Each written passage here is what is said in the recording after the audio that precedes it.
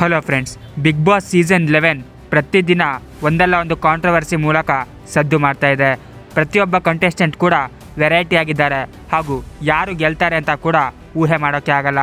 ಪ್ರತಿ ಬಾರಿ ಅವರೆಲ್ಲರೂ ಜಗಳಾಡಿಕೊಂಡಾಗ ಕಿಚ್ಚ ಸುದೀಪ್ ಅವರು ವಾರದ ಕೊನೆಯಲ್ಲಿ ಬರ್ತಾರೆ ಹಾಗೂ ಎಲ್ಲರಿಗೂ ಸಮಾಧಾನ ಮಾಡಿ ಹೋಗ್ತಾರೆ. ಲಾಯರ್ ಜಗದೀಶ್ ಅವರು ಇದ್ದಾಗ ಒಂತರಹ ಕಾಂಟ್ರವರ್ಸಿ ಆಗ್ತಿತ್ತು. ಈಗ ಅವರು ಹೊರಗೆ ಹೋದ ನಂತರ ರಜತ್ ಅವರು ಮನೆ ಒಳಗೆ ಹೋಗಿದ್ದಾರೆ.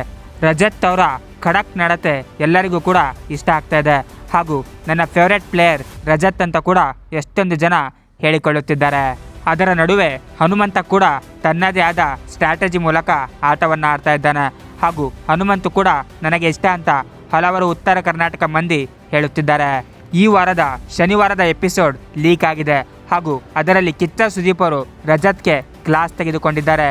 ರಜತ್ ಅವರು ಕಿಚ್ಚ ಸುದೀಪ್ ಅವರ ಮಾತಿಗೆ ವಾದ ಮಾಡೋಕೆ ಬರ್ತಾರೆ.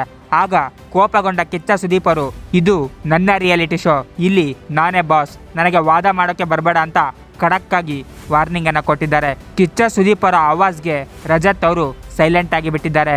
ಇದರ ಬಗ್ಗೆ ನಿಮ್ಮ ಒಪಿನಿಯನ್ ಏನು? ಕಾಮೆಂಟ್ ಬಾಕ್ಸಲ್ಲಿ ತಿಳಿಸಿ ಹಾಗೂ ಇದೇ ರೀತಿಯ ಹೊಸ ಅಪ್ಡೇಟ್ಸ್ಗಳಿಗಾಗಿ ನನ್ನ ಚಾನಲನ್ನು ಸಬ್ಸ್ಕ್ರೈಬ್ ಮಾಡಿ. Thank you.